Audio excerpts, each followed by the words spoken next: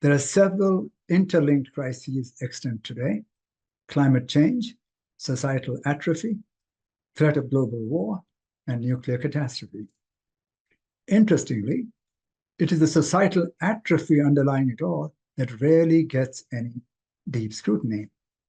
It is my argument, made some would say ad nauseum for some 3 decades now, that all of these crises in their current form stem from the same set of systemic causes that I collate under the rubric of what I call European modernism, or EM for short. EM is the specific variant of modernism that was imposed on the world and on itself by Europe in the 17th, 18th centuries. In other words, there were other ways to modernize, but the European way was universalized. In sum, what we view around us today is the cumulative butterfly effect of bad ideas. Fish in the ocean may not be aware that they swim in water. Neither do most of us in the modern world know that we inhabit an epistemic universe crafted for us post-Enlightenment in the 19th century. EM has transformed our world, how we think, how we live, and how we engage with each other and with nature. So what constitutes this ideology? It has many components. First, it's premised upon a now obsolete philosophy of materialism. What is materialism? Everything is matter, all objects are material. Aping classical Newtonian physics. One can think of it perhaps as a mild form of physics envy. The latter-day quantum physics, of course, solidly debunks this whole notion. Secondly, it adopts a triumphalist, self-serving view of quote-unquote progress, a concept that appears in this epoch, within this system, expressed again in vulgar material terms, GDP, etc. Worse, it takes for granted that progress is wherever Europe happens to find itself. Why? Because Europe is the gold standard for the world. Thirdly, it marries science to the state, thereby risking despotism, substituting it for religion, which was its rival proxy in pre-modern medieval Europe. Fourthly, it endorses the statist use of force as needed, and I'm quoting John Stuart Mill, the patron saint of liberty. Listen to this. It's all right to force people to be free. Another ominous license for aggression in favor of any and all statist objectives. Fifthly, it adopts a contractual, instrumentalist view of society, rejecting its organic features, whence we get asocial individualism, the most toxic notion in human history, which actually sees society as but an instrument to be used to achieve individualist ends. The individual is sovereign, society is just a means.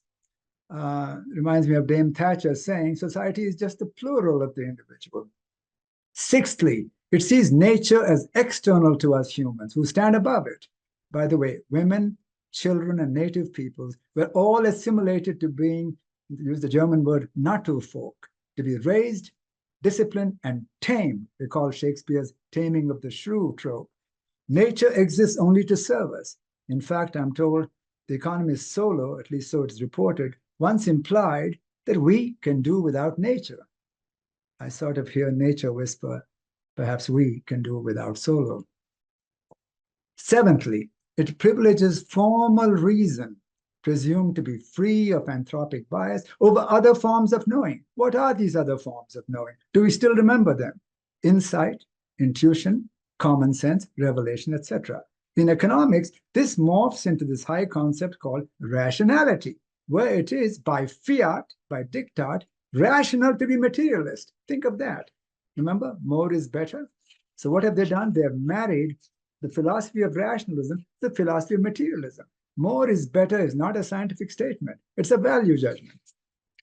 Reason is also privileged far above human emotions. Once again, women, children, native people were all assimilated to being irrational. Why? Because they are quote-unquote emotive and quote-unquote childlike.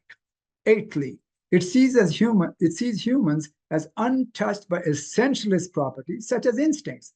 Listen to this carefully now. Animals have instincts, humans don't. Why? Since the latter presumably are cast in the image of the supernatural. You know where that comes from. Darwin's great correction came too late, but it didn't really change very much. Levi-Strauss, for instance, famously wrote, instincts explain nothing. Ninthly, it privileges humans as the sovereigns of creation. That's Karl Marx, by the way, set above all other forms of life, which you should recognize as the error of, or the sin of, anthropocentrism. Tenthly, it sanctions adversarialism as innate in society. That comes from Spencer, validating the idea or the ideal of a life as a brutish struggle for existence. That is Malthus, who inspired Darwin. What a strange source for inspiration. Mutual distrust is thereby institutionalized and internecine societal aggression and anger promoted. 11. It substitutes the gloss of abstract idols, which are rarely or never realized, as a decoy away from attending to real human needs. So they give you the chimera of liberté, égalité, fraternity, but quietly leave out food, clothing, and shelter. Compare the two sets. 12thly, it endorses perpetual heroic struggle as the idol of life. Remember, climb every mountain. Why the heck should we climb every mountain? All right, and the reification of labor is so close to the Protestant idea, right? You know, the Arbeit macht frei trope, where doing is endless and important. Being is seen as passive, unimportant, placing unbearable stress on vulnerable flesh and blood humans to achieve as per systemic requirements.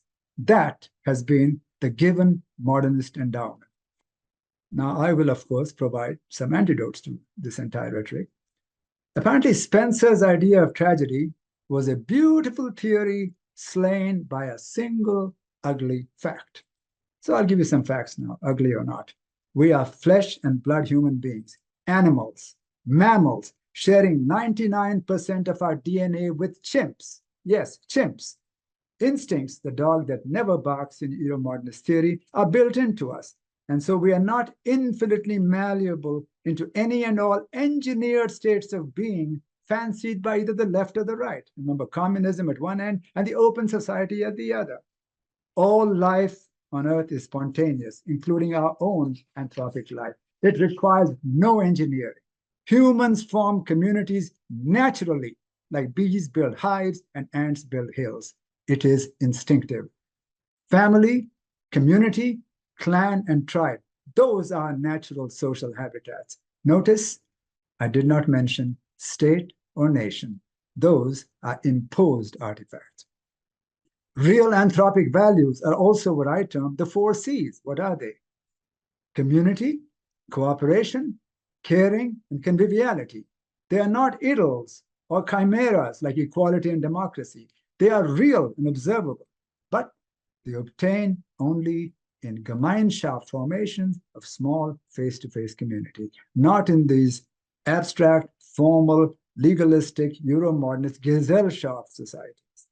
That is our anthropic essence, our species being. These features are collectively embedded in us.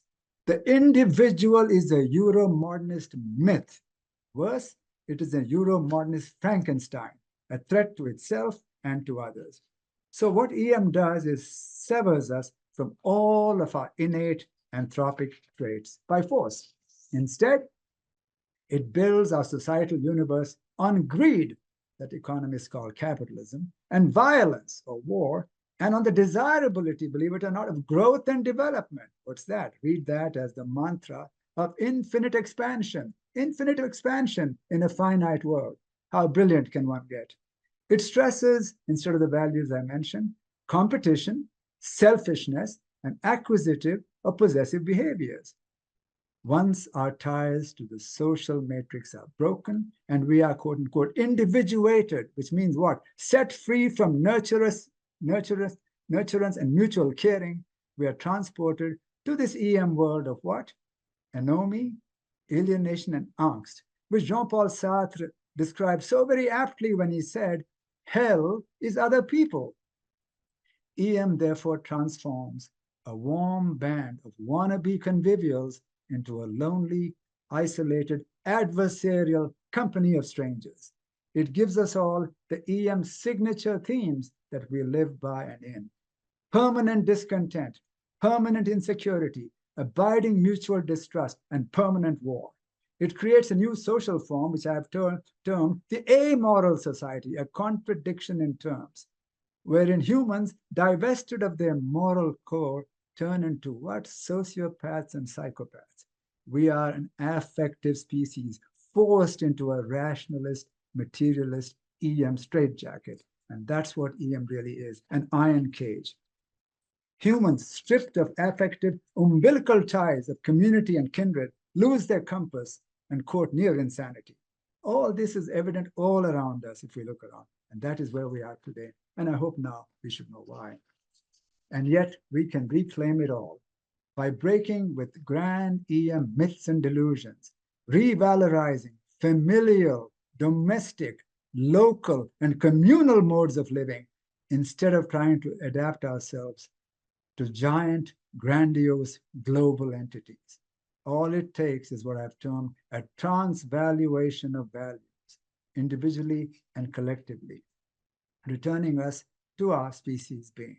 In other words, returning us to our essential humanity. I'll just give you one example here, since I'm talking about the meanings that existed in original anthropic society. Take the case of the family.